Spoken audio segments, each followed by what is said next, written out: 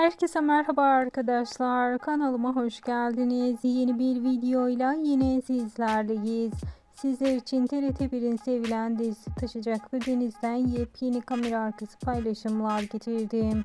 Bildiğiniz üzere bu akşam yeni bölümümüz var ve herkes heyecanla akşamı bekliyor. Bakalım yeni bölümde neler olacak? Taşacak bu denizden özel görüntüler, kamera arkası paylaşımlar her an kanalımda sizler için gün içerisinde paylaşılıyor. Deniz Baysal ve Ulaş Tuna Aztepe'nin de samimi görüntüleri, set paylaşımları birer birer sizlerle oluyor. Gün içerisinde yepyeni görüntüleri sizlere aktarmaya devam edeceğiz. Bunun için kanalımı takipte kalmayı, bildirim zilini açık tutmayı unutmayın. Bir sonraki videolarımızda görüşmek üzere. Hoşça kalın.